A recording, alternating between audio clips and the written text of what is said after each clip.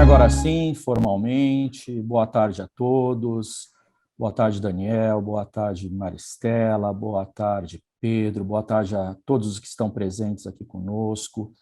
Vou fazer algumas considerações iniciais, mas antes eu vou passar a palavra ao nosso presidente, o Daniel, para fazer a abertura do evento, aí depois ele devolve a bola para mim.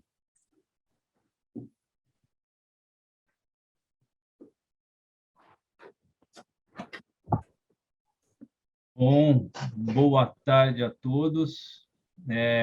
Eu primeiramente gostaria de cumprimentar os nossos eminentes palestrantes e professores, doutora Maristela Basso, doutor Pedro Marcos Barbosa. É realmente uma grande satisfação para a ASP poder contar com a presença de ambos nesse webinar, e assim como do nosso querido amigo e moderador Luiz Ricardo Marinello. Eu tenho certeza que teremos um evento aqui hoje muito interessante, não apenas pela felicidade do tema, né, a propriedade intelectual e o direito à saúde nos países emergentes, mas pelo alto nível de nossos palestrantes, né, que já conhecemos aí de longa data, né? Essa relação entre a propriedade intelectual e o direito à saúde tem gerado muitas discussões, né, até mesmo filosóficas, podemos dizer assim, sobre o sistema de patentes vis-à-vis o direito de acesso à saúde, né, principalmente no tocante às patentes de medicamentos, né? É um tema hoje que está realmente em evidência. É um tema de tamanha relevância que o próximo Congresso Internacional da ASP, que será realizado nos próximos dias 14, 15 e 16 de março, em São Paulo, ele tem por mote central justamente a propriedade intelectual como ferramenta de transformação social. E esse tema foi pensado justamente para abordar, dentre outras questões, esse avanço do conhecimento em prol do ser humano, inclusive no campo da saúde, como será abordado no evento aqui hoje, e o papel do sistema de patentes, né? Então, eu já convido a todos que estão aqui conosco nesse webinar a participarem também do nosso congresso, que será realizado agora no próximo mês de março. Sem me alongar mais, eu desejo a todos um excelente webinar e devolvo a palavra ao nosso moderador, Luiz Ricardo Marinello. Obrigado, Daniel. Eu não vou também ocupar muito meu tempo aqui, porque nós temos dois brilhantes professores aqui que vão nos brindar com palestras relacionadas ao tema.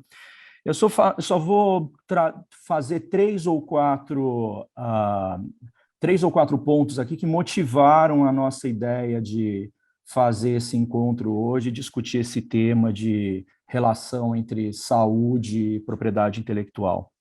O primeiro aspecto é o papel da ASP mesmo, como associação. Eu acho que, tanto aqui como outras associações, a gente não tem o papel, ele vai mais além e se torna quase que uma obrigação de trazer temas aqui que são do nosso cotidiano e, eventualmente, mostrar qual é a relação de uma patente com a saúde, qual é a relação de uma vacina com a patente, ou a vacina com algum direito de propriedade intelectual. Acho que o papel da associação é muito esse de disseminar cultura, de trazer esse tipo de discussão. Eu acho que quanto mais a gente conseguir discutir a propriedade intelectual, seja por aqui ou seja através das escolas, isso vai ser melhor não só para nós, operadores do direito, mas vai ser melhor para a sociedade mesmo, que vai ter uma visão mais crítica, né, em relação aos temas que são afeitos ao nosso dia a dia. Às vezes a gente nem percebe que tenha a questão da propriedade intelectual envolvida, e nada melhor do que discutir o próprio direito à saúde, né? E aqui, ainda sobre motivação, e já fazendo uma provocação aqui para os professores Pedro e Maristela, nós sabemos que o artigo 5º da Constituição, o 29, o inciso 29, ela é a matriz constitucional para os direitos de propriedade industrial, mas nós sabemos também que no final desse dispositivo tem o tendo em vista o interesse social e o desenvolvimento tecnológico e econômico do país. Então, isso fica muito claro que esse não é um direito absoluto, né? O direito de propriedade industrial, seja ele dentro da Constituição ou de qualquer legislação que trate do tema, isso respeitando muito os famosos freios e contrapesos da Constituição. Esse daqui é um ótimo exemplo. Aqui uma outra provocação também. Nós estamos num país mega diverso, e isso daqui um pouco puxando o Daniel sabe, puxando a sardinha para um tema que eu gosto de discutir bastante, que é a questão da biodiversidade. É estranho, curioso e triste de ver um país que é mega diverso e não consegue desenvolver a sua indústria de fitoterápicos. Por quê? Por qual razão? Nós temos barreiras regulatórias, falta do próprio SUS puxar esse tema com maior evidência. Quais são os motes que eventualmente fazem com que esse tema não tenha deslanchado ainda no Brasil, com tanta biodiversidade, com ser realmente um país mega diverso, e até com conhecimento tradicional dentro das comunidades tradicionais, comunidades indígenas. Então, aqui são provocações, e a última aí, não olhando mais para o próprio umbigo, olhando para o mundo como ele está hoje, eu trouxe alguns indicadores aqui sobre a porcentagem de população vacinada em determinados países. Né, o Brasil vai bem, como nós sabemos, né, está com uma média de 71% hoje, Estados Unidos 64%, Canadá 80%, Austrália 79%, China 85%. Aí, quando a gente começa a olhar o outro lado da moeda, Índia já despenca para 52%, nos países africanos, né, dos 54 países, 7 têm uma média máxima de 25% da população vacinada, e os outros, mais ou menos 90%, são tão tristes que é difícil a gente trazer aqui, com tanta discussão hoje em dia sobre a ESG, a responsabilidade dos governos, a responsabilidade das empresas, a gente enxergar que um país como a Tanzânia vacinou 3% da sua população, não dá para a gente fechar os olhos aqui e achar que isso é um outro país, outro mundo, e a realidade não é nossa. É nossa. Eu acho que o nosso papel aqui é discutir e enfrentar todos esses temas relacionados ao que a gente efetivamente pode discutir para melhorar a situação aqui da discussão global relacionada ao tema. Agora, eu tenho a honra aqui de apresentar a honra mesmo, são duas pessoas que eu admiro bastante, a professora Maristela Basso e professor Pedro Nunes Marcos Barbosa. Pedro, eu vou dizer uma coisa para você, sempre quando eu te vejo, eu não tenho como deixar de mencionar a admiração e o carinho que eu tinha pelo professor Denis, né? Eu acho que todos nós aqui, né, ele faz muita falta. E ele era uma pessoa, além de genial, muito generosa. Eu tive a sorte de, em alguns momentos, ligar para ele com algumas questões que eu jamais podia imaginar os caminhos, e ele, de uma forma muito generosa, dava os caminhos e, sabe, de uma forma assim, como uma pessoa querendo ajudar um garoto meio perdido no começo de carreira. Então, eu faço aqui, eu sempre, quando eu te encontrar, eu vou fazer isso, que, olha, ele faz muita falta aqui entre nós, tá bom? Eu vou ler o currículo da professora Maristela. A professora Maristela tem um currículo muito grande, então eu vou pedir licença a ela de resumir aqui. Ela é bastante conhecida aqui no nosso meio, né? Não só no nosso meio também, sabemos nós que ela é uma pessoa que conhece bastante a política internacional, mas, além de tudo, ela é professora de Direito Internacional da USP, né, da Faculdade de Direito da USP, do Largo São Francisco. Ela é doutora em Direito Internacional e livre docente também pela USP, aqui em São Paulo. E eu vou ler o teu currículo também rapidamente, Pedro, que você me passou aqui. Eu sei que não é só isso, mas você me passou aqui 2 linhas. É sócio de Denis Borges Barbosa Advogados e é professor da PUC no Rio. Eu sei que os dois aqui são muito modestos e o currículo deles é muito maior do que o que eu li aqui. Eu vou, para a gente organizar o tempo, professora, eu vou pedir para que você fale em 25, colocando um limite de 30 minutos, né, sobre o seu tema, e aí depois, automaticamente, a gente passa a palavra para o Pedro e a gente, com o tempo que sobrar, a gente faz um debate aqui entre nós, tá bom? Muito obrigado. Muito obrigada, Daniel, muito obrigada, Luiz. Cumprimento também o querido professor Pedro, que, como você bem lembrou, Luiz, ele nunca está sozinho, né, nos nossos encontros, ele sempre vem acompanhado dessa memória afetiva que nós temos do querido professor Denis, o professor de todos nós. Bem, a minha tarefa não é uma tarefa fácil, né, abrir esse painel, no qual nós vamos discutir problemas tão sensíveis e que sempre vêm carregados de matizes políticos, ideológicos, sociais, culturais, antropológicos, etc.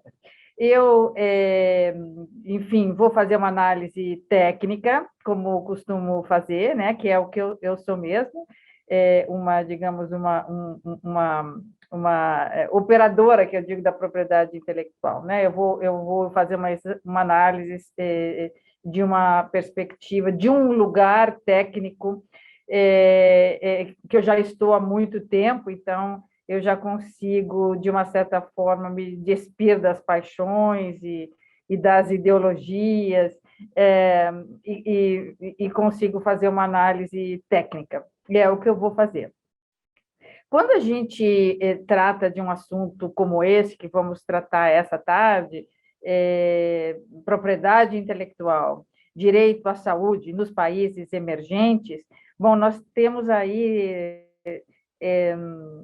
3 perspectivas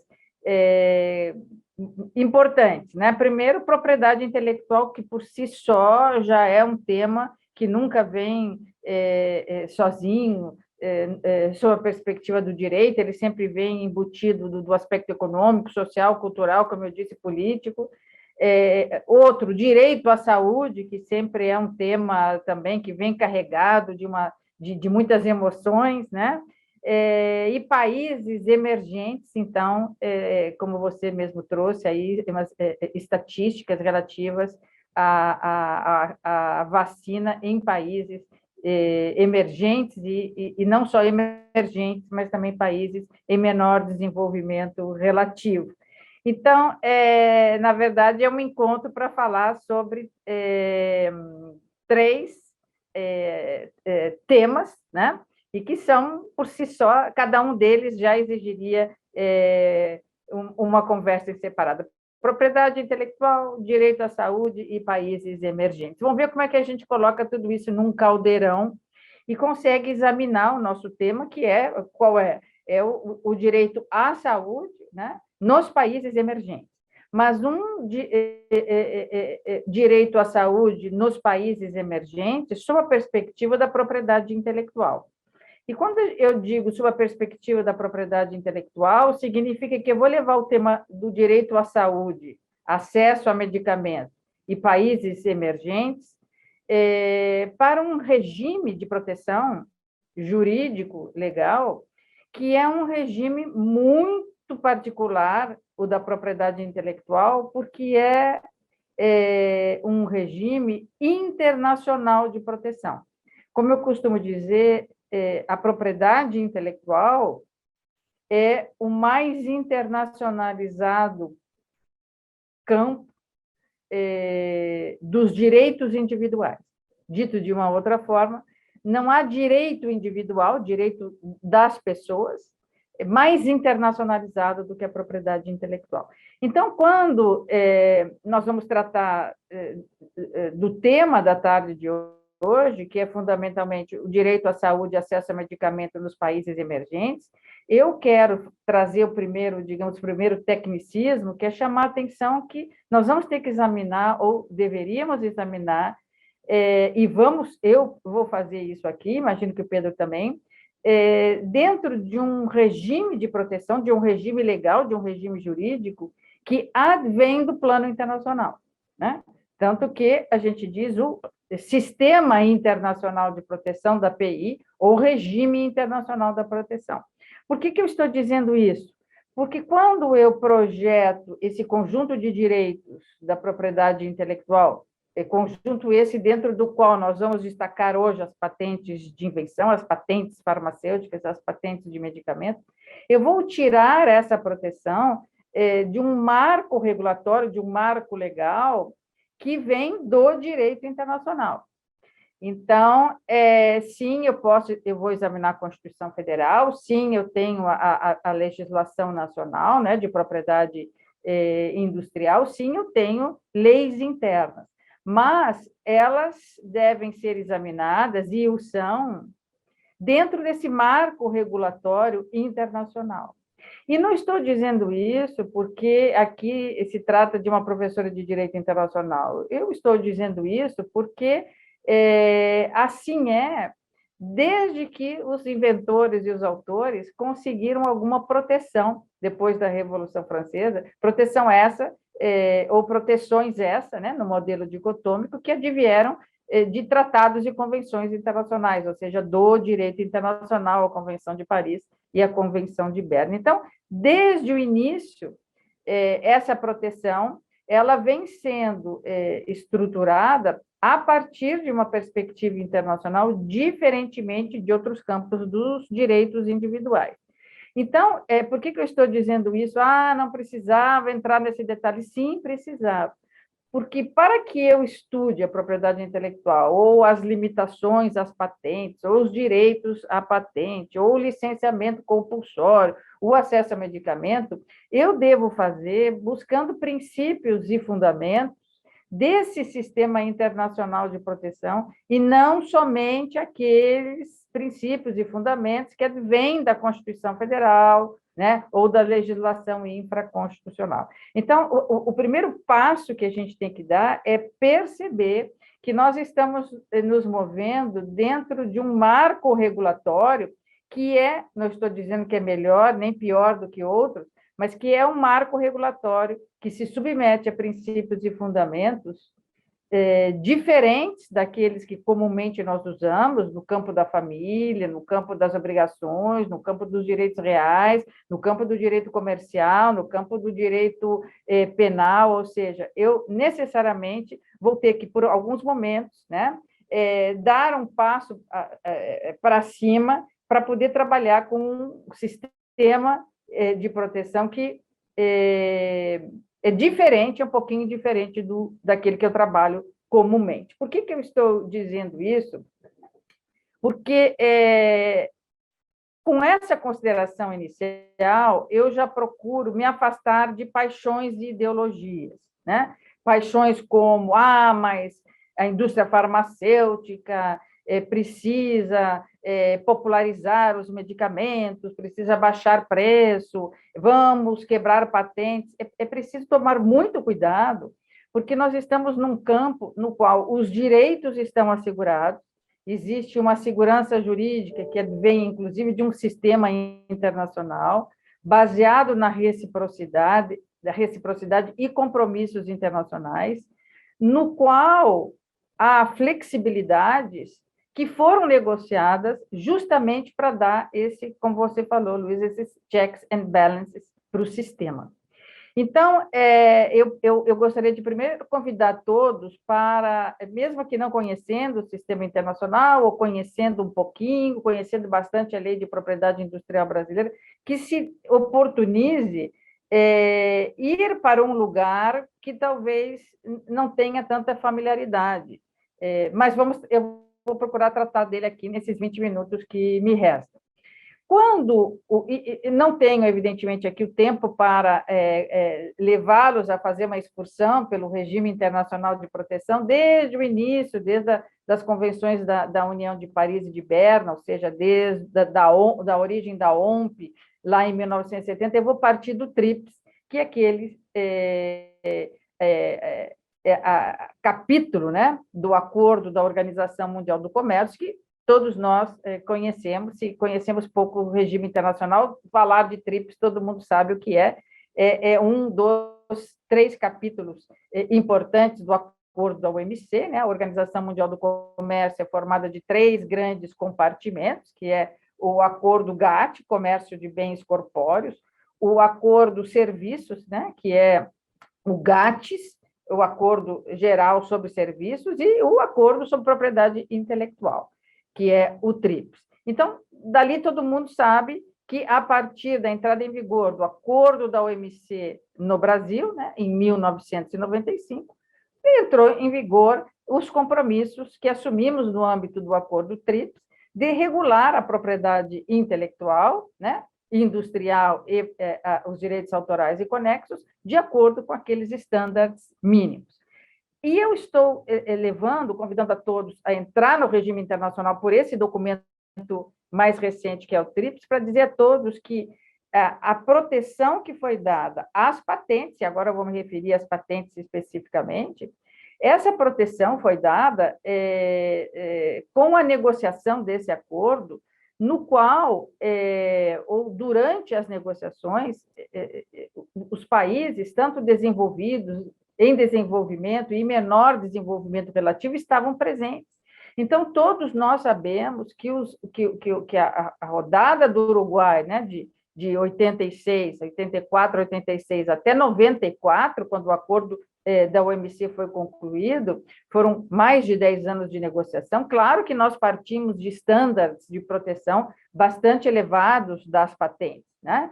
Mas, por outro lado, nós não estávamos lá, os países em desenvolvimento, de ingênuos. Nós não estávamos lá dizendo, vamos assumir proteções às patentes, US Law Plus, European Law Plus, e vamos sucumbir. Não.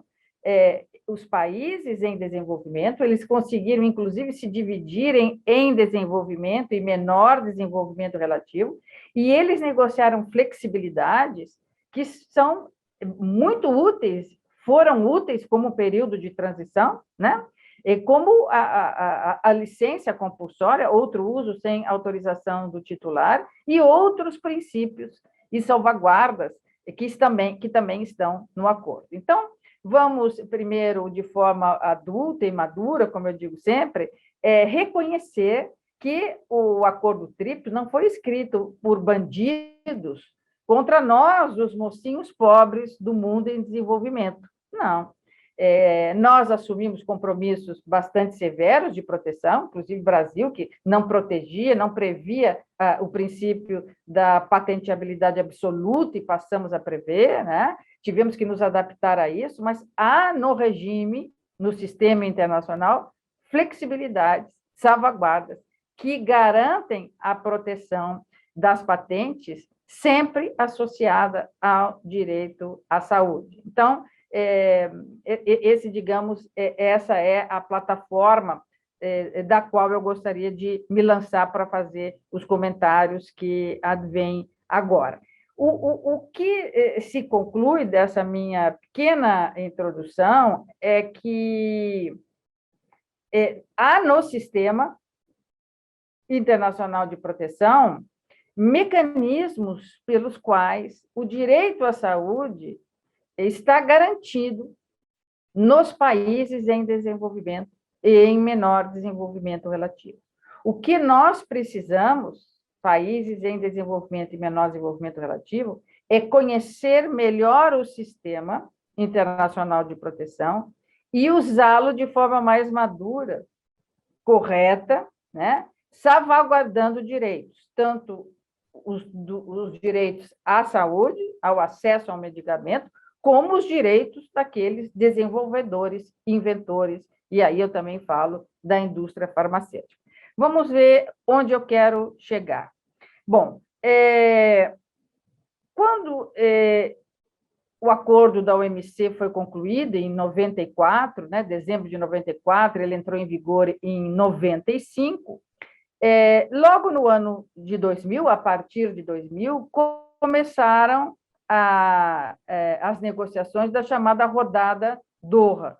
Todos nós conhecemos a rodada Doha. Quem já não leu alguma coisa sobre Doha no jornal ou não ouviu na imprensa? Há muitas críticas à rodada de Doha, no sentido de que ela trouxe poucos progressos, até o próprio diretor-geral, o nosso querido brasileiro Roberto Azevedo, acabou deixando a OMC, porque se sentiu ali num determinado momento que Doha, as negociações não progrediam. Sim, isso tudo é verdade. Porém, a negociação de Doha, a rodada de Doha, trouxe muito progresso, muitos benefícios no capítulo TRIPS. Não avançou muito, né? E no setor GATT, comércio de bens corpóreos, no GATT, comércio de bens e serviços, mas em propriedade intelectual, Doha nos tem sido bastante generosa. E eu vou falar por quê. Quando o TRIPS foi concluído, não há nenhuma dúvida de que é um capítulo da vida, da existência do Sistema Internacional de Proteção, agora das patentes, nos quais há flexibilidades, né? Flexibilidades tais como eu referi, o licenciamento compulsório, o princípio da transparência, evolução, interpretação evolutiva dos tratados e outros. Mas não há nenhuma dúvida da leitura de TRIPS no seu articulado todo, mas vamos tratar das patentes, não há nenhuma dúvida de que TRIPS, em nenhum momento, promove a proteção dos direitos de propriedade intelectual dentro dela, as patentes, sem mitigar, ou seja, sem que a proteção passe pelo escrutínio da saúde pública.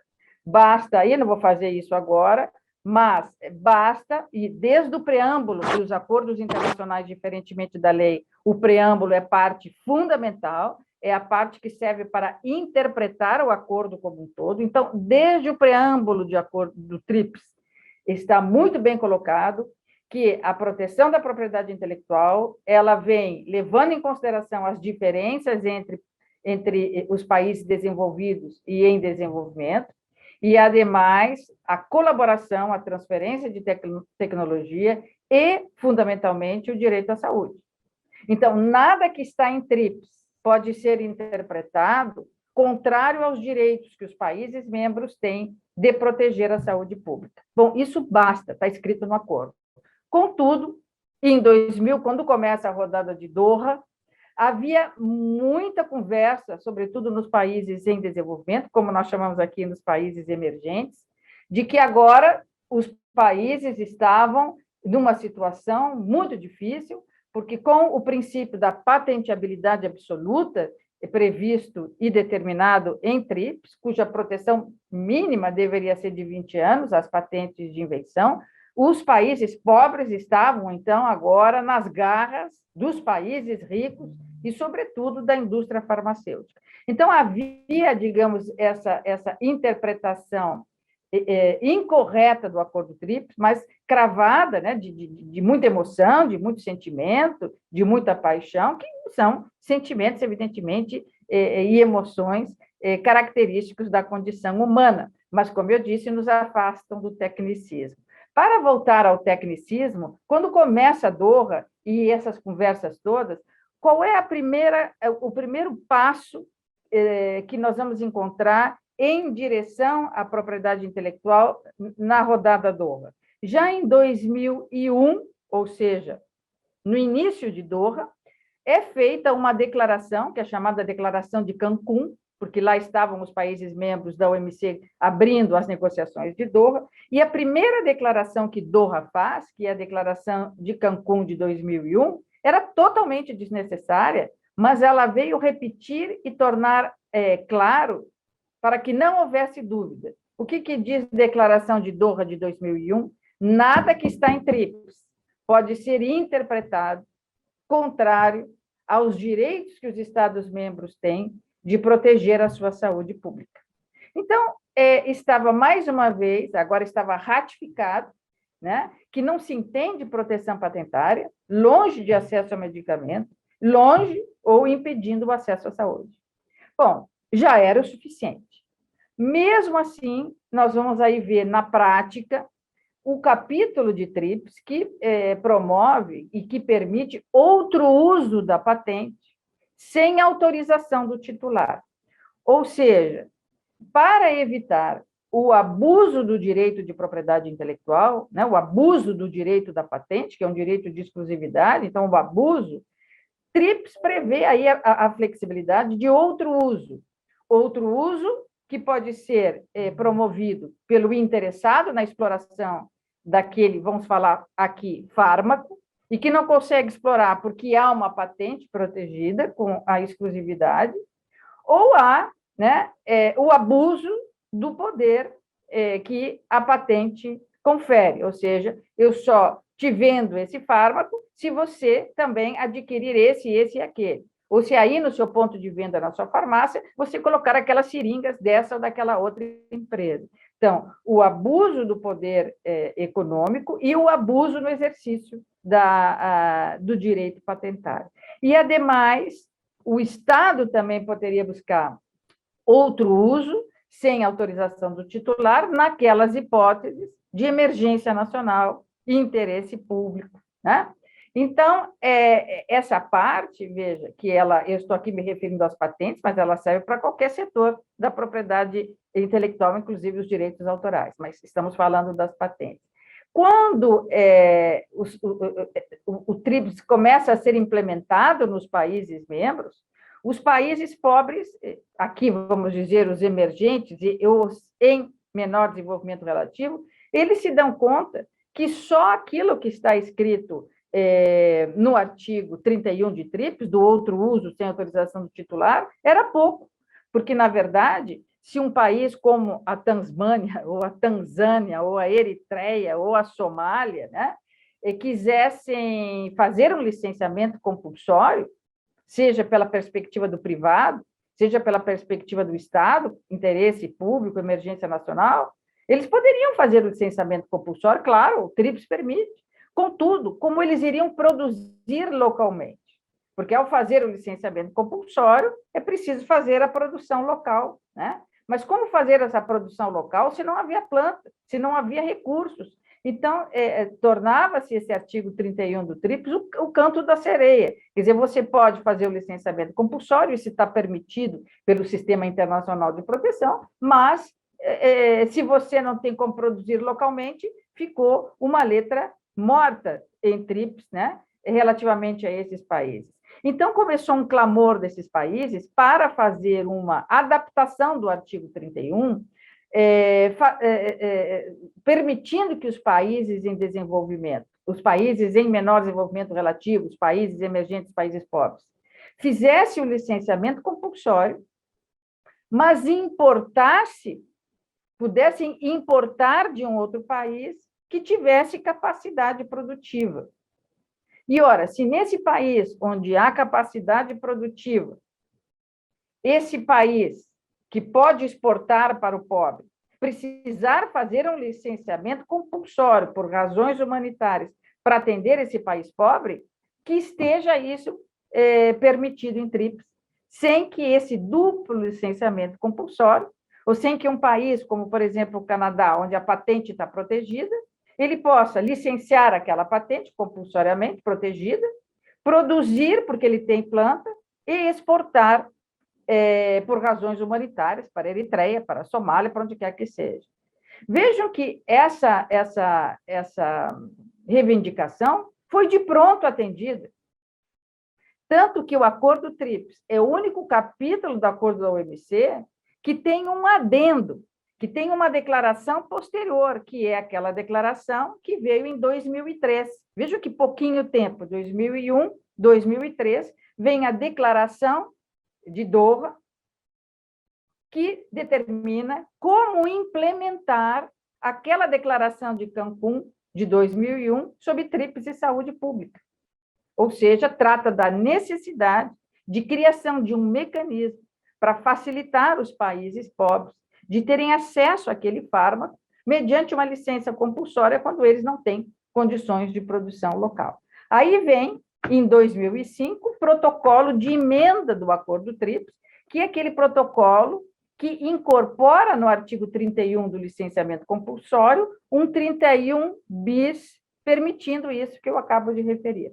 Ora, é o primeiro adendo que o acordo da OMC como um todo recebe, e justamente no setor da propriedade intelectual, sensível ao tema, evidentemente aqui, sobretudo, do acesso à saúde. Vejam vocês, não tenho tempo aqui de dizer, mas todos nós aqui já sabemos da propriedade intelectual, que todos esses movimentos, Doha, depois Doha Cancún, 2001, Doha, declaração de como implementar Cancún, 2003, e o protocolo de emenda 2005, do artigo 31 bis, estão aprovados no direito brasileiro, ou seja, estão incorporados no direito brasileiro. Então, vejam como Doha, não obstante as críticas, tem sido na propriedade intelectual bastante generosa. O que nós não aprendemos ainda, e eu faço uma meia-culpa, é nos servir dessas flexibilidades de forma racional, menos apaixonada, ou seja, de fazer sempre cumprir o que está determinado, salvaguardando e garantindo os direitos daqueles que têm as patentes que estão em vigor. Então, onde eu quero chegar com isso? Eu quero chegar dizendo que não há no sistema internacional de proteção da propriedade intelectual, esse, sobretudo, a partir de TRIPS, OMC, que impeça, crie algum obstáculo ou diminua os direitos dos países membros de garantir a saúde pública, de garantir o acesso, seja pelo abuso do poder econômico, seja pelo abuso do exercício do direito patentário, seja nas ocasiões de saúde pública e emergência nacional. Desde que o sistema seja usado da forma como ele está previsto. E o sistema está previsto, primeiro, garantindo o princípio da transparência. O que é o princípio da transparência? Os países membros da OMC, eles podem, a qualquer momento, precisar ou estar numa situação tal que princípios e fundamentos, ou seja, o articulado de TRIPS, vamos falar das patentes, precise, em um determinado momento, ser suspenso, ou ser mitigado, ou passar pelo escrutínio de um princípio constitucional com uma interpretação mais severa. Isso é possível, o acordo prevê, mas é fundamental, é imprescindível que se comunique o sistema, ou seja, que se comunique o Conselho para o TRIPS, de que, neste momento, nós estamos discutindo no Supremo Tribunal Federal, ou vamos discutir no Supremo Tribunal Federal, uma determinada mudança, né, de uma situação jurídica que garante o direito de alguém, direito esse assegurado no sistema internacional, mas que, por alguma razão, terá que ser suspenso ou mitigado num determinado momento.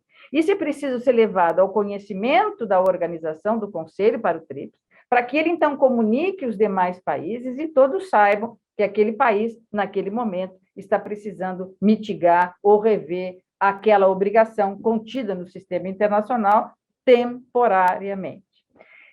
Ademais do princípio da transparência, nós temos o princípio da cooperação internacional, nós temos o princípio, como eu já disse, da interpretação evolutiva dos tratados, e temos que, fundamentalmente, ter presente a garantia, né, como eu chamo, a garantia da preservação dos direitos que aqui estão. Porque esses direitos que aqui estão, vamos falar do direito patentário, ora, mas o direito patentário ele tem uma proteção prevista em TRIPS muito grande, são 20 anos. 20 anos pode ser um período grande para uma invenção tecnológica que, em 6 meses, 1 ano, ela pode estar ultrapassada. Para um outro determinado setor tecnológico, no qual, em 5 anos, ela pode estar ultrapassada, ou cujos investimentos, em 2, 3 anos, você recupera. Então, tudo isso foi levado em consideração na OMC, quando escrito o Acordo TRIPS, capítulo patentes, e se chegou à conclusão que não era possível estabelecer tantos detalhes. Olha, determinado setor tecnológico, o prazo mínimo de proteção ou máximo de proteção são 5 anos, o outro 10 anos, o outro... Se estabeleceu um estándar geral, 20 anos, que poderá e poderiam, depois, esses 20 anos, serem revistos pelos órgãos patentários vis-à-vis determinados setores tecnológicos e comunicados ao Conselho para o TRIPS. Então, quando a gente fala de 20 anos, para a indústria farmacêutica, levando em consideração determinado setor da indústria farmacêutica, amigos, 20 anos pode ser pouco. Pode ser pouco no que diz respeito à recuperação dos investimentos. Vocês vão dizer, nossa, mas foram investidos quantos milhões de dólares? Às vezes, quantias absurdas, não é? Porque nós temos os exames pré-clínicos, nós temos os exames clínicos. Então, tudo isso foi considerado em TRIPS, por isso esses 20 anos, que eu estou dizendo aqui, que pode ser muito para um determinado setor, pode ser razoável num outro, ou pode ser pouco, e que nós precisamos falar sobre isso de forma muito técnica, para não jogar toda a indústria farmacêutica, todo esse setor tecnológico naquela vala de que 20 anos é muito, de que já recuperaram o investimento. Muito cuidado, porque é preciso que a gente sempre tenha presente de que qualquer movimentação nesse sistema tem que ser feita com muita cautela e respeitando esses direitos que já estão assegurados. Tudo é possível no sistema internacional de proteção, desde que passos devem ser dados, sempre tendo em consideração que não é possível desmanchar a estrada que foi construída para trás, sob pena de a gente derrubar o sistema como um todo. Então, eu gostaria de trazer essas considerações, que são considerações que eu considero técnicas, né? Porque objetivas. É possível fazer o licenciamento compulsório? Mas claro que é possível fazer o licenciamento compulsório, mas o licenciamento compulsório é a última ferramenta, não é? Há muita conversa, há muitas outras alternativas antes de você tirar a base jurídica de sustentação de um direito, né? E aí vem, como eu digo, o conhecimento das flexibilidades, né? Conhecimento das flexibilidades que nós não tínhamos quando incorporamos os estándares de TRIPS antes do prazo de transição, que era de 5 anos. Então, desconhecimento do sistema. E agora eu me dirijo para o fim e resgato, Luiz, as 3 provocações que você fez. E vou ser muito sintética ao tentar respondê-las sem a pretensão de exaurir, claro, nenhuma das linhas de resposta que vou propor aqui. Primeiro, no que diz respeito ao artigo 5º da Constituição Federal, das garantias fundamentais, e o inciso 29, que é, assim, o reconhecimento dos direitos fundamentais dos autores e inventores vis-à-vis o interesse tecnológico do país, sim, nem poderia ser diferente, isso está já em TRIPS, né? Não se protege direito de alguém restringindo o desenvolvimento geral da nação. Então, me parece até óbvio esse inciso 29, mas se o legislador o colocou, ele tem algum sentido. E esse sentido quando nós contrapomos duas ideias, que nós estamos contrapondo, a sua provocação contrapõe o caput, né, do artigo 5º, os princípios fundamentais, e a primeira parte do 29, os direitos dos autores e dos inventores, e você contrapõe com o desenvolvimento tecnológico, eu diria para você que onde há conflito, que eu leve a paz, né? Já dizia o Clóvis Bevilacqua. Então, não há conflito entre proteger a propriedade intelectual, proteger as patentes e o desenvolvimento tecnológico, muito pelo contrário. Porque se você não proteger as patentes, você não terá desenvolvimento tecnológico, porque só há investimento, só há produção de empregos, produção de inovação, pesquisa e empreendedorismo, onde os direitos dos autores e dos inventores estão protegidos, onde há mecanismos eficazes. Então, o desenvolvimento tecnológico não faz um escrutínio nos direitos aqui patentários. Pelo contrário, eles andam e devem andar bem abraçados, sempre na presença de que você quiser mexer em direitos assegurados no artigo 5º, você deverá dar compensações, apresentar alternativas, mas nunca desestruturar aquele direito, né, o ato jurídico perfeito, também garantido pela Constituição. Então, não vejo em nenhum momento aí conflito entre a primeira parte e a segunda do inciso 29 do artigo 5º. No que você quis dizer com biodiversidade, na provocação sobre biodiversidade, você tem aí toda a razão, e é um tema que eu insisto há anos, né? Como é possível que um país mega biodiverso não tenha desenvolvido o acesso à medicação, sobretudo a medicação aquela para doenças negligenciadas, que não são produzidas comumente pela indústria farmacêutica, mas poderiam ser produzidas no Brasil por outras iniciativas da nossa planta industrial, que é muito boa.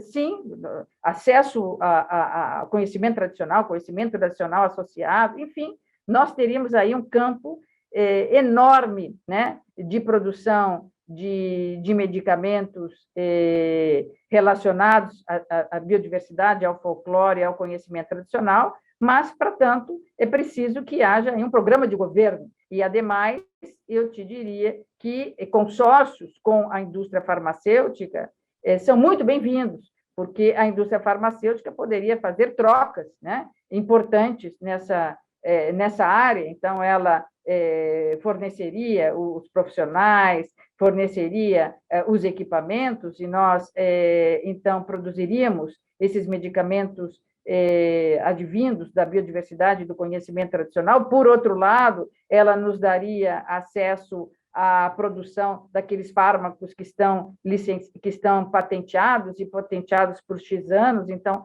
permitiria o licenciamento gratuito. Fantasias nessa área são inexauríveis, né? Mas você precisa ter homens de bem nas mesas de negociação, porque há muita possibilidade de parceria com a indústria farmacêutica, ela está ávida para fazer isso, ela tem recursos para fazer isso, é uma das metas, né, das empresas, é trabalhar buscando o social, buscando a inclusão, levando o progresso aos países que precisam. Então, falta aí, eu te diria, boa vontade dos nossos governantes. E terceiro, por último, você tocou num assunto importantíssimo, que são as vacinas nos países pobres. Escrevi recentemente sobre isso, tenho estudado isso, mas eu diria para você, e estudei especificamente Tasmânia e Afeganistão, são países que, nesse momento, você diz, mas não vacinaram a sua população? Não. Sabe por quê? Porque há tantos outros problemas relativos à sobrevivência, que a Covid passa a estar em terceiro, quarto lugar. Não, mas a OMC a Organização Mundial da Saúde leva os medicamentos, os Estados Unidos doam, a União Europeia também, podem doar, os medicamentos estão chegando, mas há outras necessidades de sobrevivência que, por incrível que pareça, vêm até mesmo antes da Covid, né? O Afeganistão é um exemplo claro, a Eritreia, a Somália, antes de vacinar, dar máscara, é preciso fazê-los sobreviver, dar água a eles, água potável, saneamento, né? E medicamentos para outras doenças, inclusive o HIV. Então, é sempre um mundo bastante cruel. Bom, não sei se trouxe aí alguma contribuição para as reflexões dos amigos que se inscreveram aqui nesse encontro de hoje, mas ficam aí algumas ideias para a gente desenvolver. Obrigada. Muito obrigado, professora, foi ótimo. A sua visão, a sua ideia de trazer aqui a ordem internacional legal, né, e TRIPS, principalmente, eu acho que coroa muito bem tudo que a gente já imaginava. Eu não esperava diferente, foi realmente muito bom aqui, a sua contribuição foi excelente. Eu tenho alguns pontos aqui para, não vou nem discordar, talvez ponderar, mas eu vou passar a palavra para o nosso colega Pedro agora, para que ele faça a intervenção dele e aí, na volta, nós discutimos um pouco mais. Muito obrigado, professora. Pedro, está contigo. Boa tarde. É um prazer estar de volta à ASP. E queria começar lembrando que nós temos tratados, contratos importantes que há muito tempo prevêem a medida da licença compulsória, não só no contexto tecnológico, mas até no contexto estético. A Convenção União de Berna, por exemplo, no anexo, internalizado pelo decreto 75.699, o artigo 2º do anexo, ele fala, por exemplo, em licença compulsória quando as obras estão esgotadas. Então, nós temos uma previsão de licença compulsória como uma forma de lidar com escassez. A Convenção União de Paris, ela trata a ideia de licença compulsória como uma medida de uso do direito administrativo muito mais light do que o que seria mais denso sob o ponto de vista do direito de patentes, que é a ideia da caducidade. O direito da propriedade intelectual, ele, diferentemente dos direitos de propriedade sobre bens civis e bens de consumo, o direito da propriedade intelectual prevê a extinção da propriedade por desuso. Isso tem a ver com o fato de que o grau da relevância econômica, jurídica e social dos bens de produção ser muito mais relevante do que se alguém usa ou não um bem de consumo, como os bens civis são utilizados. Esse tratamento díspare das várias formas proprietárias pode ser analisado sob o ponto de vista tributário, pode ser analisado sob o ponto de vista da função social e, com certeza, com base no artigo 5º, inciso 29 da Constituição Nacional do professor Marinello, tem um tratamento especial para o legislador. Então, em primeiro lugar, a propriedade intelectual ela é um bem de produção. Os direitos de propriedade intelectual recaem sobre o regime dos bens de produção, que são munidos de uma função social muito mais elevada por causa da sua característica poliédrica. Então, quando alguém, no aniversário do professor Marinello, lhe outorga de presente uma pochete roxa de oncinha, o Marinello pode ser uma daquelas 3 tipos de pessoas que existem. Tem aquela pessoa que adora ganhar presente, independentemente de quão ruim seja o presente, porque ela tem o prazer de ir à loja trocar o presente, ela faz da troca do presente um movimento de alegria, de júbilo. Aquelas pessoas que fazem uma espécie de assunção de débito, então ganham um presente ruim e passa a ir adiante, às vezes sem nem tirar da caixa. E aquelas pessoas como eu, que tem uma gaveta dos presentes ruins. Então, toda vez que eu ganho um presente ruim, eu jogo ele na gaveta. Se a pessoa ela me cobrar sobre aquele presente, eu uso o presente para ela ficar com o ego satisfeito. Vejam que se eu tenho uma propriedade de uma pochete roxa de oncinha, como é o caso do professor Marinello, e eu não a uso, o grau de danos à sociedade é muito pequeno. Porque sendo um bem de consumo, ele é fungível, ele não impede os demais seres humanos de ter acesso a direitos fundamentais, e possivelmente até pouco toda a civilização do dano estético que eu faria usando a minha pochete roxa de oncinha, de preferência com uma calça saruel e crocs.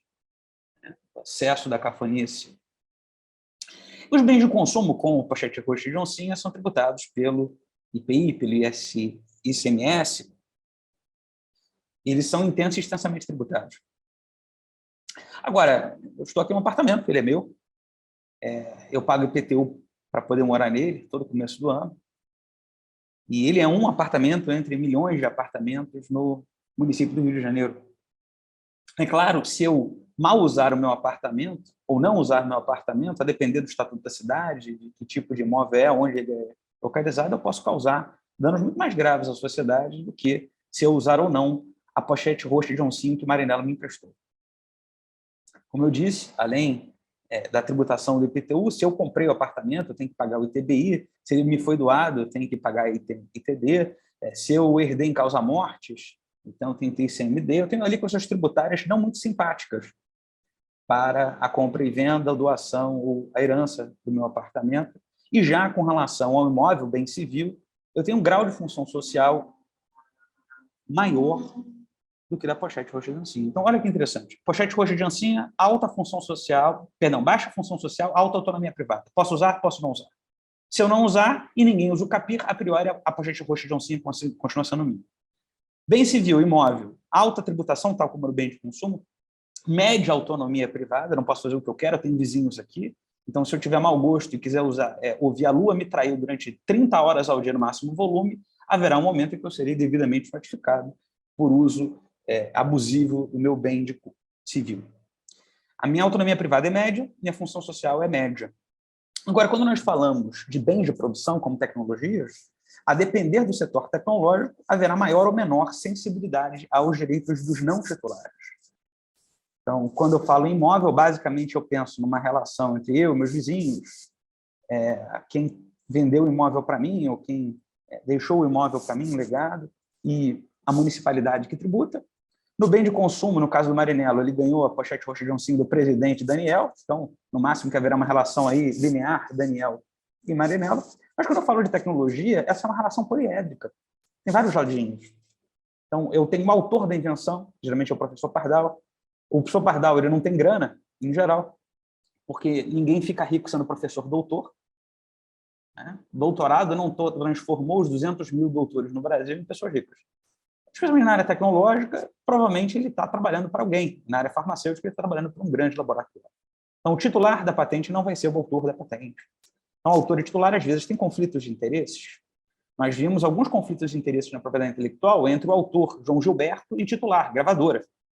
Então, conflitos de interesses são mais comuns do que nós imaginamos no polo da autoria / da titularidade. Mas, além do autor e do titular, nós temos outros sujeitos de direito que participam dessa relação jurídica obrigacional poliédrica, como o Estado, que concede a patente ou não, ou o SNPC, que concede ou não a cultivar, ou a Anvisa, que faz o registro sanitário ou não do medicamento que objeta aquela tecnologia patenteada. Então, o Estado, autor, titular, os destinatários da tecnologia, que são os consumidores, ou a cidadania, como é o caso nas vacinações, onde eu não posso comprar a vacina, mas eu, como cidadão, posso ser destinatário do tratamento vacinal. Uma cidadania e consumo. Os concorrentes, claro, quando houver disputa para aquela solução técnica.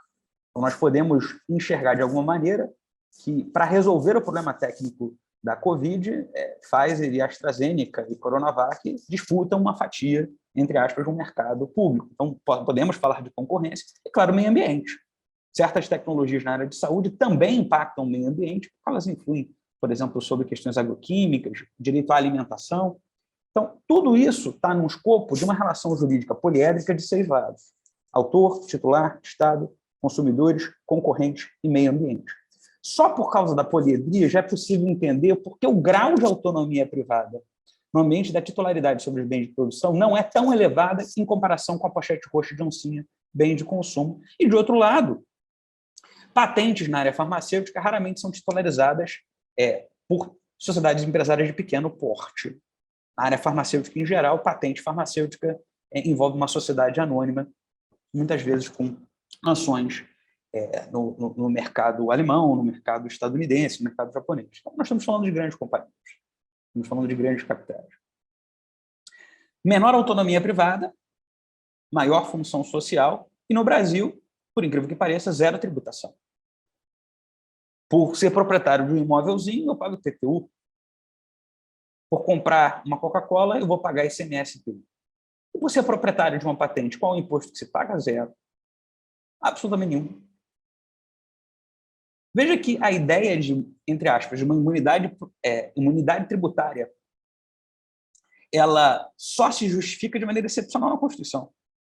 Então, existe uma imunidade tributária para livros, porque a política pública da imunidade tributária para livros é que os livros fossem baratos e que os brasileiros lessem. Talvez a professora Maristela tenha uma experiência melhor do que a minha, mas cada vez que passa, meus alunos já têm a impressão que leem menos. Infelizmente. E olha que eu tenho a sorte de lecionar numa das melhores universidades do país, que é a PUC do Rio de Janeiro. Talvez seja uma questão geracional, talvez seja uma questão cultural, talvez seja uma questão da minha heurística estar ruim, que os estudantes estejam preferindo professores melhores do que eu na minha universidade. Mas a imunidade tributária dos livros não gerou livros baratos no Brasil. Para comprar um livro da professora Maristela Basso, eu vou pagar algum dinheiro. Para comprar livros do Denis, eu também vou pagar um dinheiro. As editoras não facilitam, os titulares de direitos não facilitam acesso barato. E o que vale para criações estéticas também vale para criações utilitárias. Então, a licença compulsória existe para direito de autor, está lá em CUB, século XIX.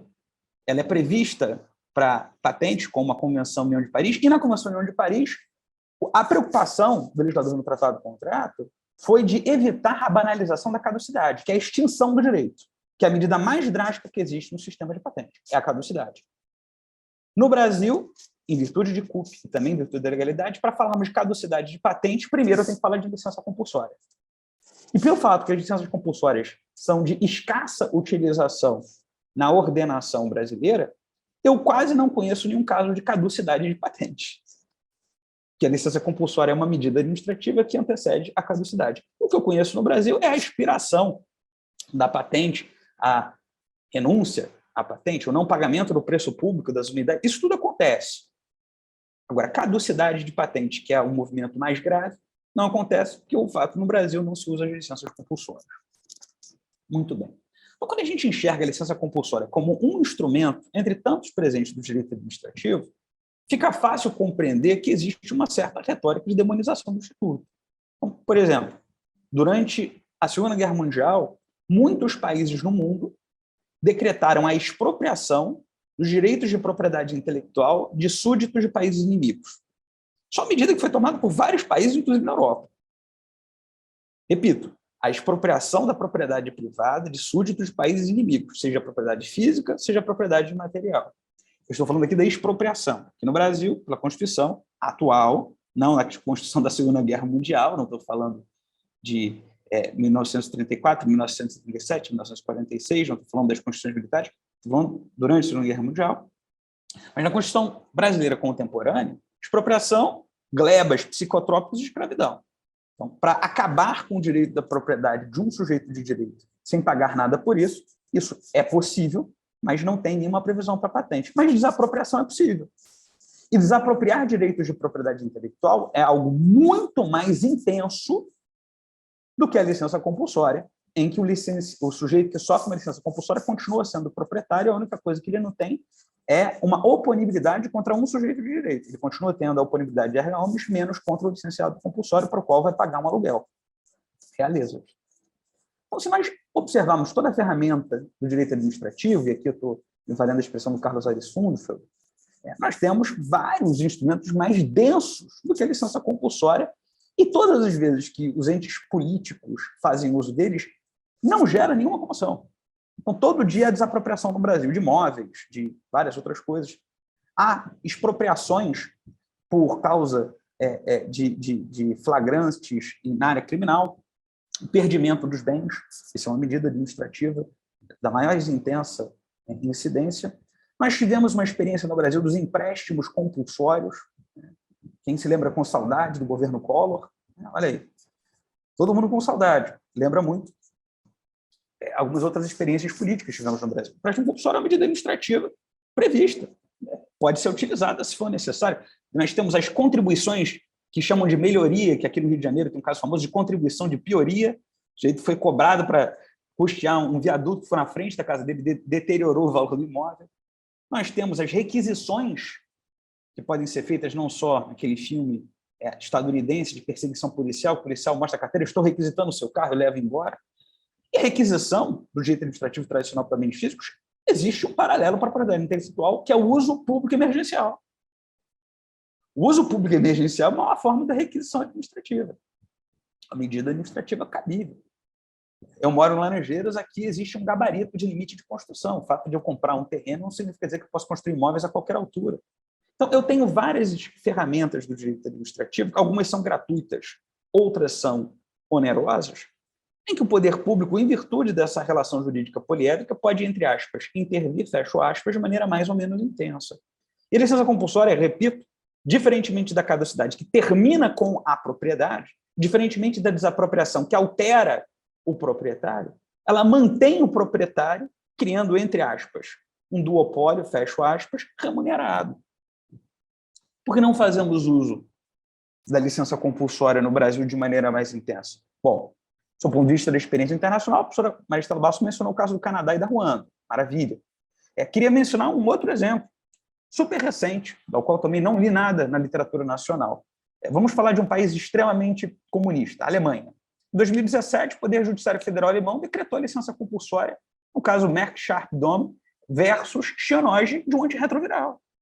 Por quê? Porque ali entendeu-se que havia necessidade daquela política pública de acesso. Estamos falando da Alemanha. Eu poderia mencionar a Tailândia, que tem uma experiência muito vitoriosa com o uso das licenças compulsórias na área de medicamentos. Tem um texto que eu considero bom, do meu sócio escritório, Bernardo Bitton Brauer, sobre isso, sobre a experiência na Tailândia. Os Estados Unidos da América é um país que prestigia muitas licenças compulsórias como resultado de procedimentos antitruste. Acontece o tempo todo. Podia mencionar até um exemplo, entre aspas, de uma forma de licença compulsória prevista pelo CAD brasileiro no famoso julgamento Colgate-Colinos.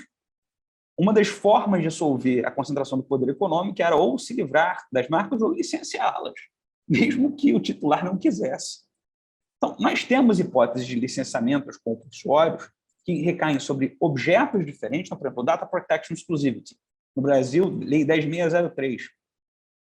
Para medicamentos veterinários e para agroquímicos, o Data Package, eu tenho hipótese de licença compulsória dos dados, das informações sensíveis que também podem afetar a saúde. Eu queria mencionar o último caso, antes de eu evoluir no meu raciocínio, que é o caso que está acontecendo na Austrália, que tem a ver com saúde, que tem a ver com medidas de atos administrativos, que foi a política pública da Anvisa australiana de vedar, vou repetir, de vedar o uso de marcas em pacotes de cigarro. E boa parte da doutrina australiana defende que isso é uma forma de desapropriação indireta da valia das marcas no contexto sanitário. Desapropriação sem compensação, ou seja, vulga expropriação. Então, quando a gente nota todas as ferramentas do direito administrativo estão disponíveis, em especial para os bens de produção, que têm maior função social e menor autonomia privada numa relação jurídica poliédrica, e pensarmos em requisição, desapropriação, expropriação, uso público emergencial, a licença compulsória ela é um instrumento light. Ela é um almoço de salada. Não estamos falando de Eisbein aqui. Experiência internacional muito rica em fazer uso disso. O Brasil tem alguma experiência em licença compulsória antes da Constituição por causa de febre aftosa e bois e bovinos. Tem uma experiência específica lá do 2011 sobre a favirenhas. Então, no Brasil, se a gente se mexe para fazer isso, a imprensa cai em cima, nem sempre com intenções republicanas, como se o Brasil fosse uma espécie de país de prestígio à contrafação. O que não é o caso nem da licença compulsória, que é prevista em CUB, CUP, TRIPS, e nem o fato de que é uma medida mais light do que a desapropriação ou a expropriação, que são permitidas constitucionalmente. Por que não fazemos uso das licenças compulsórias? Vontade política. Aliás, as licenças compulsórias, por serem uma ferramenta mais light do que a desapropriação e expropriação, ela pode ser utilizada por um prefeito. A licença compulsória não precisa necessariamente cobrir todo o território nacional, ela pode ser delimitada a uma determinada região, ela é delimitada territorialmente, ela não é exclusiva, enfim, tem várias razões para que nós desmistifiquemos por que todo mundo de certa linha ideológica tem tanto receio da licença compulsória. Se é oportuno ou não, cabe aos integrantes do poder executivo, judiciário ou legislativo decidir. Temos desapropriação judicial também, no artigo 1228, parágrafo 4º do Código Civil. Ou seja, se o mais intenso é lícito e é praticado todos os dias, o que torna a licença compulsória tão especial no ambiente da propriedade intelectual, especialmente no ambiente das patentes? É que o proprietário é muito potente e influente para ter amigos poderosos. Então, falta vontade política. Isso é um ponto. Com relação à ideia de acesso à saúde, especialmente em certas tecnologias do setor biotecnológico, é possível que a mera licença compulsória da patente, né, muitas dessas patentes devem estar ainda em fase de segredo, existe um período de segredo de trâmite perante o INPI, então devem ter muito mais pedidos do que eu tenho ideia. Ou seja, e é bem possível que essas tecnologias estejam partilhadas em várias patentes. Então, é possível que uma só vacina seja protegida por 10 depósitos de pedidos de patente. Nós podemos falar de licença compulsória que cubra não só um direito de exclusividade ou uma legítima expectativa a futuro de exclusividade, mas um combo deles. Né? A literatura estadunidense é muito rica no estudo dos patent pools e tudo mais. Agora, a partir do momento em que eu tenho uma facilidade essencial que é necessária a um direito fundamental ou social sensível que está lá fora do rol de direitos fundamentais no artigo 136 da Constituição, eu tenho vontade política, ou se vai fazer a licença voluntária, ou se pode fazer licença compulsória. E o importante é que muitas dessas tecnologias já são objeto de licença voluntária. O titular não tem a capacidade de atender a demanda muito grande num curto espaço de tempo, e até para evitar discussões de licença compulsória, ele pode preferir licenciar voluntariamente. Então, a licença compulsória é um ilícito? Claro que não. Qual é a diferença da licença compulsória para a licença voluntária? Autonomia privada. Mas a nossa autonomia privada, repito, ela é diferente sob o ponto de vista da prestação de serviços públicos, sob o ponto de vista dos bens de produção do que dos bens de consumo. Então, não temos que olhar a autonomia privada como se mencionava a doutrina civilista da primeira metade do século passado, chamando de autonomia da vontade. Isso ainda é muito comum no direito internacional, mas não é mais comum no direito privado. Afora o direito comercial, no direito civil, não se usa mais essa expressão desde Orlando Gomes, porque a ideia de voluntarismo cedeu à contratação coativa, como parte da doutrina administrativista classifica a licença compulsória como uma forma de contratação coativa. E, de outro lado, porque há ali um ato público de constituição de direito da monarquia federal, no caso, o INPI. Então, quando a gente desmistifica e desmitifica, verificamos que a lógica que é tão resistente à licença compulsória é uma lógica que desconhece os procedimentos antitrust no mundo todo, que não conhece o que está sendo feito na Alemanha, em boa parte do mundo. E, claro, isso é um jogo político de pressão aos entes poderosos para fazerem uso de outras modalidades de intervenção de atos administrativos, mas não da licença compulsória. Então, respeitando o meu tempo, tenho aqui 22 minutos de fala, eu sou muito chato com o tempo, me deram 25, vou cumprir 25. Quais são os pontos que me parecem relevantes? Primeiro, na área de biotecnologia, há certas vacinas em que, mesmo que nós fizéssemos a licença compulsória, se nós não tivéssemos acesso ao fornecedor, ao IFA, possivelmente a licença compulsória não resolveria o problema da escassez, da carestia. Então, nós poderíamos falar em licença compulsória, entre aspas, de algo principal, a tecnologia, a patente, pedido de patente, mas também de algo combinado, o pool das patentes, o data package, se fosse o caso, para o registro sanitário, eventual acesso ao fornecedor, que às vezes, além da escassez do acesso à tecnologia, eu tenho a escassez do fornecedor. Então, quando eu falo de licença compulsória, ela é uma ferramenta, não necessariamente a melhor ou mais eficaz, mas deveria ser muito mais utilizada do que até porque, como vimos, desde a Convenção União de Berna e a Convenção União de Paris, uma das formas de lidar com a escassez, como é o caso da escassez de livros esgotados, seria licença compulsória. E há livros esgotados que são maravilhosos, que eu adoraria que meus estudantes que leem ainda, gostam de ler, tivessem acesso, mas o autor morreu, a editora perdeu o interesse comercial, a família está brigando num inventário que não termina. E uma das formas de resolver antes do domínio público, antes da caducidade, no caso das patentes, do domínio público, no caso do direito de autor, seria o preciso da licença obrigatória. Se alguém tiver interesse em ler um pouco sobre a matéria fora de uma visão da OCDE, eu recomendo muito os textos do professor Pedro Hoff, do Chile, e do professor Carlos Maria Correia, da Universidade de Buenos Aires, nossos colegas latino-americanos. Tem bons textos sobre isso. E para citar um autor africano que escreveu sobre licença compulsória na área das criações estéticas, o Sr. José de Oliveira Ascensão, que era catedrático em Portugal, mas é um homem da África, é um homem angolano, ele também bem escreve sobre o assunto. E o momento paternalismo do dia, eu recomendo a Doutrina do Tênis, meu pai, porque publicou muito e muito fácil de acessar, porque ele mesmo botava de graça para download na internet, na página pessoal dele. Então, quem tiver curiosidade sobre o tema, eu sugiro a leitura. Professor Marinello, professor Daniel, professora Maristela, essas eram as minhas considerações, tentando juntar um pouquinho de direito administrativo, uma lógica de soberania, visão política, econômica de políticas públicas, um pouco de direito civil, um pouco de direito comercial. Estou aqui de coração aberto para um debate. Obrigado.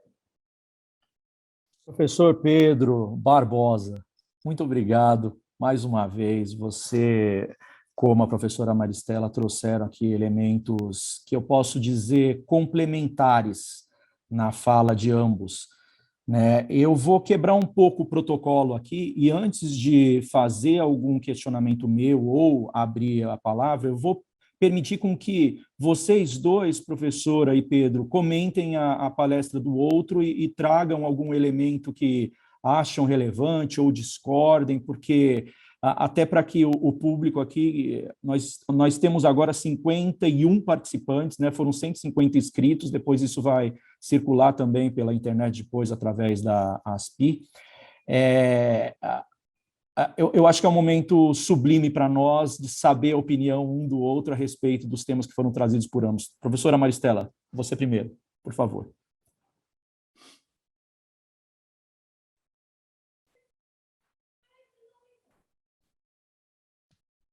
Está no mudo, Maristela. Pronto. Então, bom. Voltou para o mudo.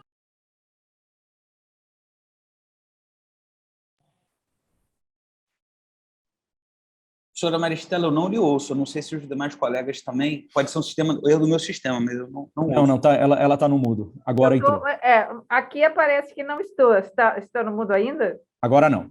Não? Você quis dizer para eu responder alguma coisa, fazer alguma consideração? Alguma consideração sobre o que o Pedro trouxe? Por favor, Então, fique à vontade. O Pedro foi muito interessante, porque ele abriu um leque e trouxe outras,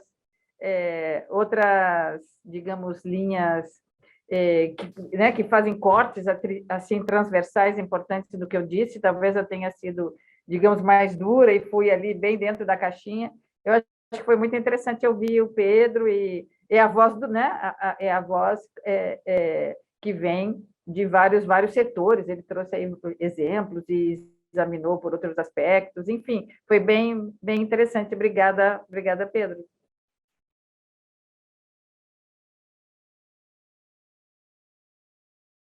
Professor Pedro, quer fazer algum comentário sobre o que trouxe a Maristela?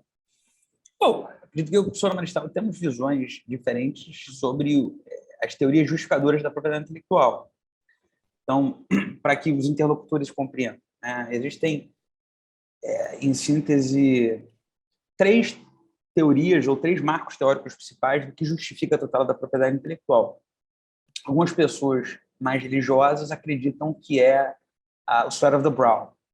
Então, olha, eu trabalhei, eu me esforcei, fui lá, passei anos pesquisando, e ela tem, repito, um viés quase que teológico. Você acha no Velho Testamento, na Torá, para alguns, uma fundamentação para essa lógica de tutela da propriedade intelectual pelos esforço. Algumas pessoas defendem que, independentemente do esforço, porque criações de propriedade intelectual elas não exigem que o sujeito mostre, por exemplo, ao NPI todo um roteiro de quantos anos ela passou pesquisando, né? Deu duro, não dormiu à noite, brigou com a esposa, teve DR com o filho, porque não dava atenção, não se exige isso. Outras pessoas vão dedicar uma justificação da propriedade intelectual pelos investimentos. Então, investir muito dinheiro, custou muito caro, paguei por vários professores doutores, equipes enormes, olha a minha folha salarial. E essa é uma teoria que vê no sistema de propriedade intelectual, em especial no sistema de patentes, uma forma de recuperação dos investimentos. A crítica que eu faço à primeira teoria, a teoria do Sweat of the Brow, a teoria do esforço, é que existem pessoas que não são particularmente muito criativas, nem muito inteligentes, e que elas podem ter um esforço tremendo para criar algo banal. Ou seja, se o sistema visasse basicamente a ideia do esforço, como explicar que 30 pessoas podem ter as mesmas ideias absolutamente banais, elas vão merecer tutela só porque elas se dedicaram muito àquilo? A segunda teoria, a teoria dos investimentos, ela me parece que ela tem, de um lado, um fundamento plutocrático. Se quem investiu muito vai ter direito a alguma coisa, quem tem mais dinheiro vai ter mais direito de propriedade intelectual, simplesmente porque é mais rico. E o sistema também não exige, quando se deposita um pedido de patente no INPI, que se junte notas fiscais para você mostrar quanto você gastou naquilo. O observador de patente do INPI não vai olhar isso. Isso não é requisito legal. O que a lei exige? Ela exige elementos, requisitos e fatores. Esses elementos, requisitos e fatores, eles são controle qualitativo. Então, atingiu ou superou o requisito legal, você vai levar à tutela, que o INPI não tem discricionariedade de negar aqueles que cumprem os requisitos legais, com base em mérito. Então, tem novidade, atividade inventiva, sucesso distintiva, peculiaridade industrial, tem originalidade? Se tem, então leva. Então, independentemente do tamanho do esforço, do tamanho do investimento, o sistema brasileiro, entendo eu, não justifica a tutela da propriedade intelectual em virtude do esforço ou em virtude dos investimentos. Isso é um elemento condicional, incidental. Pode estar presente ou não. Então, dentro da preocupação que eu tenho, sob o ponto de vista de que a propriedade intelectual no Brasil só é protegida como cumprimento de uma obrigação de resultado e não de meio, cumpriu o requisito legal, leva. Não cumpriu, não leva. Isso justifica por que eu discordo da professora Maristela com relação de enxergar na propriedade intelectual, não são palavras dela, são palavras minhas agora, como uma forma de garantir o investimento. Não garante, estamos no capitalismo. O capitalismo tem o risco e o lucro como irmãos gêmeos. Se Então, você, me permitir, eu vou... Se você me permitir... Professora, Luiz... deixa só ele terminar o raciocínio, claro que eu vou passar a você, com certeza. Tá bom. Como o sistema capitalista, eu estou aqui usando o Ulrich Beck, né, o clássico Sociedade de Risco dele. Então, o capitalismo tem dois irmãos gêmeos. Um é lindo e todo mundo ama, chamado lucro. O outro é feio e ninguém gosta dele, chamado risco. Mas risco e lucro andam juntos. Às vezes a tecnologia é maravilhosa, você gastou bilhões de dólares, se esforçou para burro, e quando ele lançou no mercado, veio outro, tornou obsoleto o produto dele, tem um produto melhor, mais barato. E lástima, não vai levar nada. A sociedade capitalista é isso. E no ambiente das tecnologias farmacêuticas em especial, é bom dizer que mesmo que haja, e sempre há, muito investimento e esforço envolvido, boa parte dessas tecnologias, elas têm, se isso fosse relevante, um investimento amortizado por compra pública garantida. Então, se a gente tem uma espécie de monopsômio, como é o mercado de vacina brasileiro, qual é o risco real dos fornecedores de vacina do Covid? Vocês estão com toda a produção vendida. Qual é o grande risco sobre isso? Sob o ponto de vista da venda dos medicamentos. Eu não estou falando sobre risco no desenvolvimento. Se parte desse capital investido veio de renúncia fiscal ao dinheiro do contribuinte, até que ponto eu vou poder justificar o direito de propriedade intelectual ou a não licença compulsória simplesmente porque houve uma parcela de investimento privado e não público? Então, tem uma série de questões que devem ser consideradas. Mas, para mim, e por que eu discordo deste ponto específico da questão dos investimentos da professora Maristela? Porque entre as três vertentes teóricas, a teoria do esforço, a teoria do investimento e a obrigação de resultado, eu e o professor Denis, nós nos afiliamos à teoria da obrigação de resultado. Então, é irrelevante, do ponto de vista da determinação da proteção, se houve ou não esforço, se houve ou não investimento. Atendo aos requisitos legais, vai levar. Então, se eu, dormindo, conseguir compor uma música, de preferência cafona, com rima de primeira série em ão, sertanejo universitário, para ganhar muito dinheiro com pobreza estética, e obtiver bilhões com isso, sem nenhum esforço, ou talento, ou estudo musical, a propriedade intelectual vai me tutelar se tiver originalidade. Então, eu não associo como determinante a justificativa de tutela investimento ou esforço. É só um incidente. É só isso. Então, demais, acredito que eu e o professor Maristela temos visões diferentes, se 20 anos é suficiente, não é suficiente, mas é uma questão política. Do ponto de vista da teoria do direito objetivo, está lá, 20 anos. Concordo com a Maristela. Para algumas áreas é muita coisa, para outras áreas, alguns vão dizer que não é. Agora, se nós olharmos outros campos da propriedade intelectual, 50 anos para software. Quem é que usa o software do ano passado? 25 anos para desenho industrial. Nós estamos usando a mesma ornamenta há 25 anos atrás. Então, tem áreas que está absolutamente defasado, estranho, esquisito. É um sistema estranho, mas está aí. Vamos tentar lidar com ele. Mas, desculpa, professora Maristela, se eu mal interpretei a sua visão. Não, eu não queria polemizar, Pedro, mas gaúcho é assim, você dá um boi para não entrar numa briga, mas também, quando ele é chamado, ele chama a boiada para não sair dela. Então, assim, eu não quis polemizar, mas você não me deixa alternativa. Vou procurar fazer da forma mais elegante possível. Esse seu discurso, Pedro, eu tenho todo o respeito por ele, porque eu ouço ele bastante. Você aí falou do Carlos Correia, você não falou do James Love, mas esse discurso é um discurso que ele faz muito sentido. Ele é muito bem recebido, assim, emocionalmente. Mas você me desculpa, e eu vou aí agora me debruçar sobre a minha senioridade, né? Porque eu sou bem mais velho que você, então eu estudo isso há muito tempo. Então, eu vou dizer para você que esse discurso ele é bonito, esse discurso as pessoas gostam de ouvir, esse discurso não vamos proteger a propriedade, é o esforço, isso e mais aquilo, mas ele carece de demonstrações concretas, inclusive econômicas.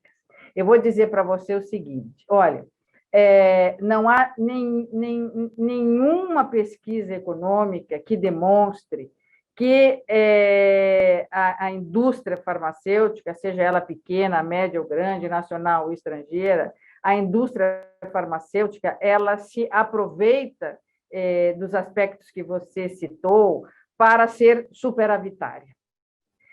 Não há nenhuma demonstração, e aí eu digo nenhuma, porque eu venho estudando esse lado econômico desde que fiz a tese sobre a importação paralela e os problemas da importação. Não há nenhuma demonstração econômica que revele esse pensamento de que eles não investiram, de que o dinheiro é demasiado, de que vem de sonegação, de que vem disso e vem daquilo.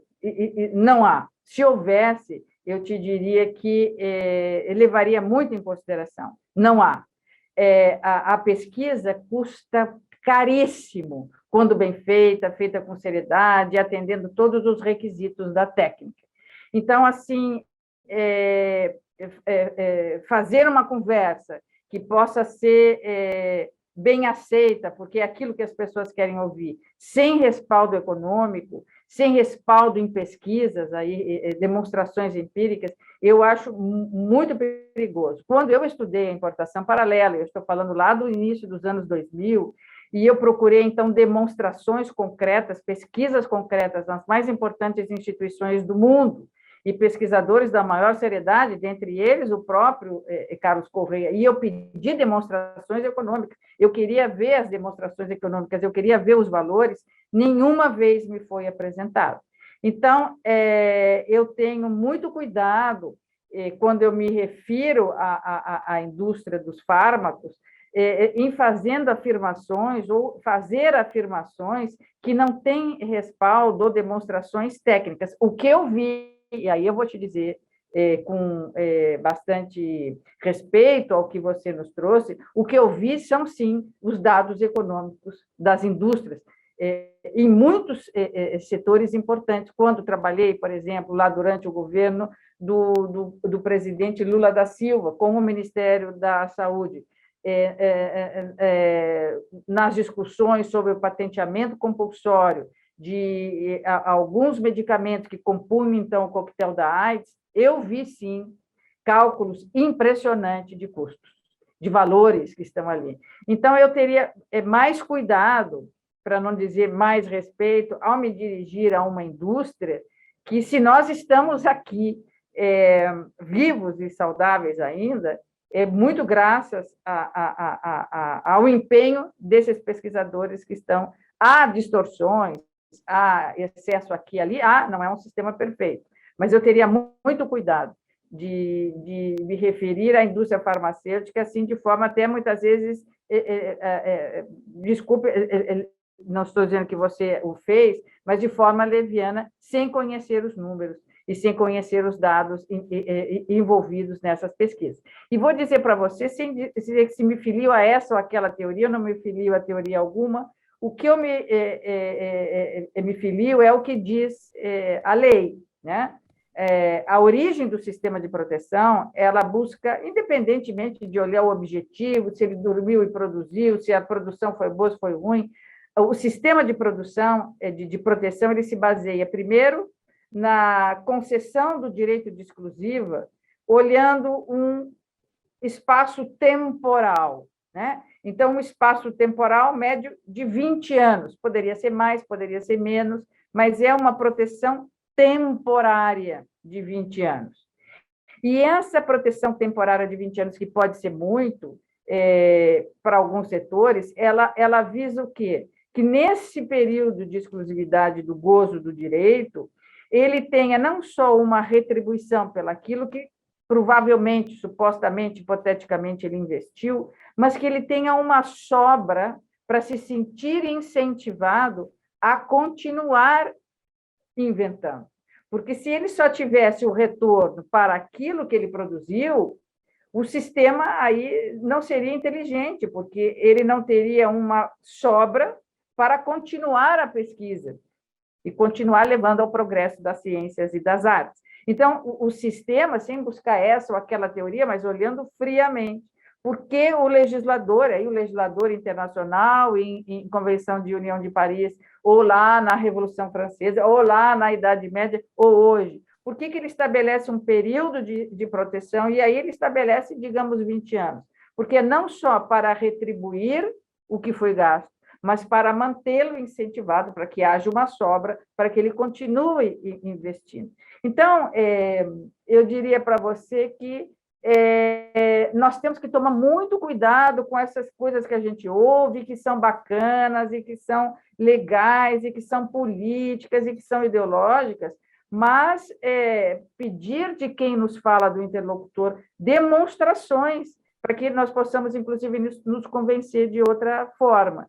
E eu, então, para sintetizar, como vi números que me foram demonstrados pela indústria e que eu não vi do outro lado demonstração que os derrubassem, eu passei a ficar muito preocupada e passei, assim, a estar num lugar de garantidora, de garantivista ou de garantista, como queiram dizer, porque acho muito temeroso desincentivar a indústria da vida, né? Até porque é uma indústria, ela tem que prestar contas dos seus acionistas, evidentemente, ela não, ninguém abre uma indústria de fármaco, por menor que seja, para servir a um interesse público, né? Claro que o objeto, como você disse, interessa a coletividade, mas é uma empresa, é um negócio que nós temos que garantir que funcione, porque funcionando nós vamos aí continuar vivos.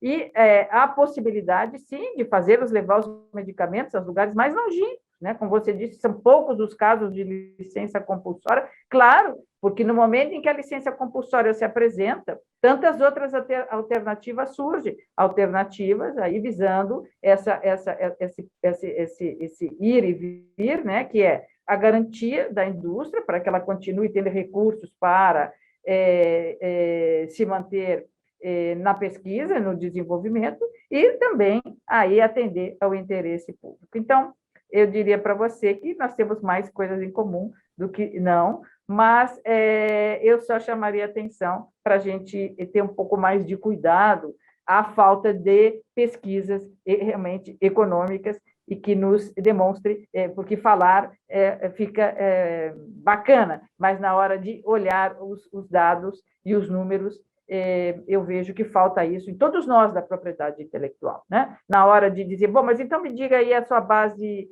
em que pesquisa você está se baseando para dizer isso? Mas não sei, alguém disse, não podemos mais continuar nessa rota, tá bom? Professora, muito obrigado pela sua intervenção, Pedro também. A rigor, eu poderia até voltar a palavra ao Pedro aqui, mas a gente ficaria muito tempo e o nosso tempo já estourou. Eu não sei como nós demos alguma sorte até, porque automaticamente cai às 18h30 aqui e eu nem tive a delicadeza de avisar. Eu quero agradecer a todos. Professor Pedro, professora Maristela, foi ótimo, e a provocação e a quebra de protocolo aqui funcionou, né? Eu acho que a ideia foi essa mesmo, de trazer um ponto de vista diferente de cada um deles. Daniel, você quer finalizar com algum ponto? Por favor. Não, só parabenizar a todos, a Maristela, o Pedro, pelas exposições. O debate é sempre muito, muito bom, né? Ainda mais de temas que trazem tanto apelo, às vezes, emocional e afetivo, né? Todos nós temos um pouco, mas realmente foi muito bom. Parabenizo a todos, a gente agradece realmente a participação, ao Marinello pela organização do evento, foi realmente muito bom. E a gente sabe agora um pouco melhor a predileção do Marinello em relação às suas pochetes. Lembre-se Então, que foi você que me deu, inclusive o Pedro falou. Foi realmente muito bom, viu? Até logo, gente. Muito obrigado, boa noite Até logo, para todos. boa noite a todos. Boa noite, gente. Tchau, tchau. Tchau, tchau.